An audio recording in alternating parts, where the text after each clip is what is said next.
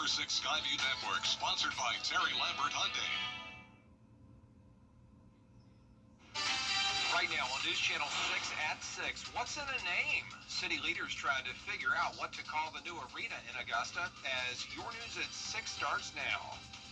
Live from Television Park, this is WJBF News Channel 6 at 6. Good evening, everybody. I'm Brad Means. Thanks for joining us. Jenny is off tonight. Coverage you can count on begins with the new Augusta Arena versus James Brown Arena. Augusta commissioners weigh in again. Last week, some city leaders erupted in anger after the Coliseum Authority announced it was not going to use the term James Brown Arena. George Escala tells us both sides need to talk, and so far, they haven't. A new arena is still a couple of years away. But what it's going to be called is a current controversy. I was really surprised this story got so big so fast. I think maybe they were just exploring something and then it just got out that it's a done deal. What got out is the Coliseum Authority is using the new Augusta Arena as the title, not James Brown Arena. Commissioner Alvin Mason outraged because he says people voted for a new sales tax for the new James Brown Arena. As far as I'm concerned, I'm still ready to move forward with any legal action and maybe removal of Coliseum Authority members. Mason saying voters were deceived, other commissioners not so sure. I wouldn't go so far as to say the voter was misled because basically we were wanting a new arena because that one was outdated, it was antiquated, it was costing too much money. Commissioners saying they want to keep James Brown's name in the title, possibly with a corporate sponsor. Cities do tag a name too. I don't see why Augusta couldn't do that. We could be raising tax dollars. It could be, company/James Brown Arena. I think that would probably soothe both sides if we did something like that. The commission voting to send the issue to the full commission next week for more discussion. But what has been missing from the discussion, the Coliseum Authority. No members attending either meetings where the name was on the agenda. The chairman telling us we haven't been invited. In Augusta, George Escala, WJBF News Channel 6. All right, it is time now to check in with our chief meteorologist, Jenna Petracci, for our first look at the weather. Well, it's mostly dry here in the CSRA, but we do have some storms knocking on our door, and that has put Wilkes and Tolliver County under a special weather statement until 6:15. You can see that rain has moved into the far western border of those counties. It moved in from Athens and Commerce and Madison earlier. It's just this one area of heavy rain and frequent lightning, and there is the possibility of some pea-sized hail and 50-mile-per-hour wind gusts here. And then we also have that stronger storm near Elberton, so heads up for McCormick and Lincoln County. You may get part of that with 40 to 50-mile-per-hour wind gusts. So it's just that one area. Once again, the rest of the CSRA dry, other than a few little small showers developing there in Jefferson and Burke County, and then more rain and storms down towards the Gulf Coast. Now, we are under that marginal risk of severe weather tonight for a damaging wind gust threat, but you can see it's looking nice here on our Terry Lambert Hyundai Skyview cam at Television Park. We do just have a few cumulus clouds, but it's been dry for the most part today. But if you were out late last night or early this morning, you may have seen some rain, and we actually picked up nearly 2 inches at Augusta Busch Field. Our temperatures were near average today, a low of 68 and a high of 89. And right now, those temperatures are in the low to mid 80s. 85 in Gibson, 84 in Barnwell, Wrightsville 87, and 85 in Edgefield. Our dew points are very high again, so it's a muggy day, and we have enough instability for those storms to get strong very quickly. So be alert of that tonight. We will have that chance of rain and storms in the forecast over the next few hours, and then more activity overnight. And those rain chances will just continue every single day over the next 10 days, and I'll have a look at that coming up shortly. But back to you, Brad. Jenna, thanks. A suspicious death in Richmond County is officially ruled a homicide, and a suspect is in jail. June James, arrested yesterday, charged with murder in the death of 32-year-old Devin Shade. The coroner said he'd been shot when they found his body in the woods on McNutt Road back on April 17th. The Augusta community remembering the life of Christine Miller Betts. Betts served on the historic Augusta board for more than 20 years, promoting African American neighborhoods and historical markers all over the Garden City. But you know she was best known for serving as the first executive director of the Lucy Craft Laney Museum of Black History. She was at the helm for 26 years. Friends remember her for shaping it into one of the best Black history museums in the Southeast. 90. So there was like decades of information that needed to be, gathered and curated, based on the keystone foundation of telling the story of Miss Lucy Craft Laney. And so she took on this singular role, and sometimes, working very, very long hours by herself, but at the same time doing her very best to engage the totality of the community to support the museum. She was awesome, just a non-stop advocate for that museum and for this community. Retired back in 2021, and Betts was selected to get the Augusta Arts Lifetime Achievement Award next week, June 20th. Her daughter Carol is going to accept it for her. Miller Betts died on Thursday. She was 88. Cuts to SNAP could impact low-income. A sanitation worker who lost his legs in an accident in Aiken County 2 years ago now faces a brand new battle after a fire destroyed his home. Last Friday, firefighters responded to a car fire at Matthew Lex's house in the Trolley Run neighborhood. By the time they got there, the flames had engulfed the structure. Matthews was still inside, fighting to escape. I get in the house, I start hearing pop. I kid you not, it sounded like gunshots. Pop, bang, pop. I threw my legs up. Because my leg was half up. I threw this leg up, and I barricaded for the back door. The time I get out there, the battery exploded. It's not like a train, locomotive exploded. I mean, it was crazy. Thank goodness he was able to get out unharmed. His neighbors have stepped up with lots of love and support, including a GoFundMe account, and we can link you to that one on our website, too. Coming up, the Defense Secretary going before Congress. A look at the topics that he had to answer to as your news continues. Bill O'Reilly on Cuomo. Chief Meteorologist Jenna Petracci back with us now, and it's been kind of an active afternoon. Yeah, we've had a few storms here and there, and we'll have more as we head into the nighttime hours. And those rain chances stick around all the way into next week, along with the heat and humidity. I'll have a full Viper 6 forecast right after this break. It's Terry Lemon Hyundai Summer. Children First on WJBF News Channel 6 is sponsored by Bridgestone, solutions for your journey. Now, your most accurate forecast with WJBF Live Viper 6. Welcome back. You may have woken up overnight to the sound of some heavy rain and thunder. We did have some stronger storms move through, and that dumped some heavy rain across the CSRA. Anywhere that you're seeing the yellow, that indicates around 2 inches, and several places got at least an inch of rain. Now, if you didn't pick up on much rain yet, and that was up in our northwestern counties where they only saw a quarter of an inch last night, there are some storms moving in, and that's what we're tracking now on Live Viper 6. And notice Burke County now seeing some storms bubbling up. So these storms can pop up kind of suddenly, and that's where we'll have to watch for some stronger activity as well shortly. But right now our focus is on Wilkes County. We have this heavy downpour with frequent lightning, and it is a special weather statement until 7 p.m.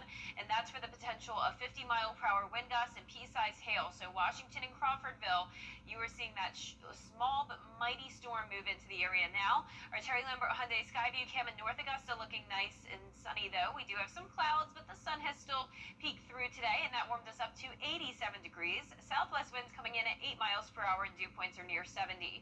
We're seeing low to upper 80s across the CSRA with the thunderstorms now up near Washington, but most of us nice and dry. The reason for the storms today is because of this cold front passage, and that cold front will linger in the area as a stalled front, keeping those rain chances around for Wednesday afternoon as well. So we'll have some sunshine here and there, 80 degrees at 10 a.m., mostly sunny and dry. And then as we head to the afternoon, we'll be getting close to 90 with some more storms popping up. So here's our futurecast tonight at 7 p.m. Cold front moves through the area, and we'll still see a few lingering showers and storms overnight because of that front still lingering. So as we go into Wednesday, you'll see storms pop up by the evening hours, and then Thursday morning starting out dry, And then same thing again. We have plenty of moisture coming in due to this southerly flow, so we'll continue to see those rain chances over the next several days. Here's a look at 7 p.m. Storms from Wilkes County down to Burke. And then as we go through time, once we lose the heating of the day, these storms should weaken by the time they get through Saluda and Aiken counties. But then more move in from the south as we go into the overnight hours. This is 2:30 a.m. There could still be some heavy downpours, lightning, and maybe those 40 to 50 mile per hour wind gusts. Mostly dry to start Wednesday, a few showers throughout the afternoon, and then by Wednesday evening, that's when more activity starts to pop up. So those rain chances are sticking with us all week long. Pretty high chances from Thursday through Sunday, and the temperatures are heating up. We'll see highs in the upper 80s, but the heat index will be into the upper 90s by Father's Day. So our low temperatures tonight will be right around average, though. 67 in Augusta, 89 tomorrow, average high is 90, and we'll get up to 90 on Sunday, Father's Day, and then we'll continue to see those low to maybe even some mid-90s as we go into next week, with those rain chances eventually going down just a tad by around next Thursday. But a great week to have that Viper 6 umbrella, and today's winner is Marilyn Wood from Aiken, South Carolina. Marilyn, you can pick up that umbrella here at the station and sign up to win yours on WJBF.com. Yeah, and put it to immediate use. Thanks, Jenna. Still ahead, the Atlanta Falcons start their mandatory mini camp. We're going to hear from their quarterback on how he's getting set for the season in sports. Add your events, log on to WJBF.com, keyword community calendar. The CSRA is full of amazing women. Women who inspire. Women who innovate. Women who lead. That's why News Channel 6 brings you Women to Watch.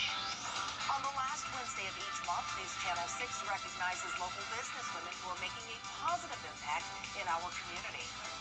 Nominate someone today at WJBF.com. Sponsored by Goodwill. Get epic discounts up to 75% off, from electronics to home decor to everything in between. It's a new deal every week. Just scan the QR code or enter WJBF.com and click on Marketplace to start saving now. The WJBF Live Viper 6 Skyview Network is sponsored by Terry Lambert Hyundai. Low prices, big selection, and committed to quality customer service. Now, WJBF sports coverage you can count on.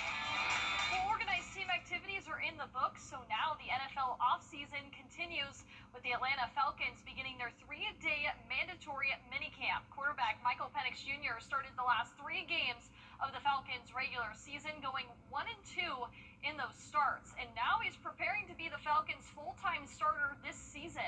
Now, this offseason proves to be an important one for him, making sure he gets his routine down before the NFL slate of games really ramps up. In college, just everything was always, on the schedule. Your off-season program was on the schedule. You had to be in, you had these workouts, but now it's like, whenever the off-season come around, it's on you. You got to know how to, be a pro. You got to know when you need to work out, the things that you need to do so that whenever you do come back for OTAs and stuff like that, you're ready. That's the biggest thing that I learned this off-season. Week 1 of the NFL season is against the Tampa Bay Buccaneers. Now, speaking of camps, the Gridiron Greatness Football Clinic at Lakeside High School will include 2 local products who are now NFL assistant coaches. Brian Bratton went to Lakeside High School. He's now the wide receivers coach with the Indianapolis Colts. Brandon Lynch went to Hepzibah High School, now the cornerbacks coach with the Cleveland Browns. The clinic June 20th from 6 p.m. to 9:30 p.m. for ages 6 through 14, featuring one-on-one and 7-on-7 drills. Well, the U.S. Open begins Thursday, and former USC Aiken golfer Roberto Diaz qualified for the 125th U.S. Open. Diaz tied for second at the U.S. Open final, qualifying in Summit, New Jersey. The 4-year standout began his career as a pacer in 2005, where he led his team to a national championship as a freshman. The Peach Belt Conference Freshman of the Year has the 6th best career scoring average in school history, and he will tee off with 155 other golfers at Oakmont Country Club. Now be sure to stay tuned for an hour-long All CSRA Awards special. Mark those calendars right now for Saturday, June 28th at 9 a.m. Now, for the first time ever, we will be passing out accolades not just for football, but for the area's best athletes for all sports. So that will air Saturday, June 28th at 9 a.m. Also on July 1st at 7 p.m. So many athletes that we will be honoring and very excited for that as well. Yeah, we all are excited. Thanks, Gianna. We'll be right back. Now at Hardee's. So inside was Riverside.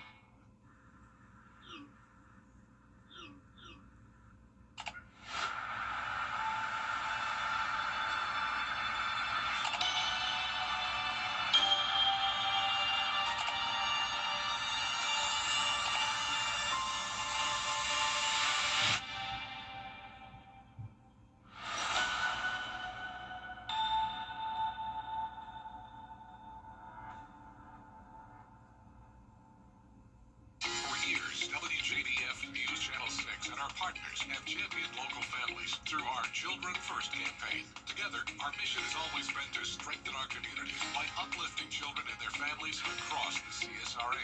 Count on News Channel 6 as we make a difference in the lives of local children. To learn more, visit WJBF.com/Children First. WJBF News Channel 6's Children First initiative is sponsored by Bridgestone and My Costello Law Firm.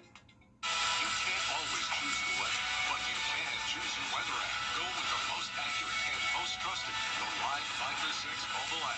Download it today. Hardee's Original Bag. 2 full-size favorites, fries and a drink, just $5.99. Or choose 2 double cheeseburgers for just $1 more. A great big bag of original goodness, just $5.99. Our 10-day forecast is showing temperatures from the upper 80s through low 90s over the next 10 days, and we will have higher chances of rain starting on Thursday, continuing into Father's Day weekend. On the outside, this looks like a quaint English cottage, but there is a big secret hidden below its surface. It sits right on top of a 35,000 square foot nuclear bunker. That bunker actually built as a decoy in the 1950s by the British government. The current owners have opened their doors to the public so everybody can go in there and take a look at a little piece of history. Wow, that just reminds me, every time, I'm telling you, every single time I do a school visit and I ask the kids, where do you go if you're under a tornado warning, they all say bunker. In the United Kingdom? Here. Okay. Here all right. specifically, Yeah, but that's I'm gonna need to tell them about that one because they would love that. Absolutely, looks really nice. It's quality bunk beds in there and everything, but no, that's great advice. Go underground if possible. If not, put as many walls between you and the outside. Yeah. I mean, they've got the right idea with an underground bunker. I mean, that's a great place to go with a tornado warning. But I'm usually looking for answers like a bathroom, Sure. a closet. But Yeah. if you have a bunker, especially one as nice as that. We don't have to go there this season for sure. We've had our fill of bad weather in these parts. Well, that is our report for now. Thank you for watching. We appreciate it. We're back for News Channel 6 at 7 and then again for News Channel 6 at 11. Have a great night.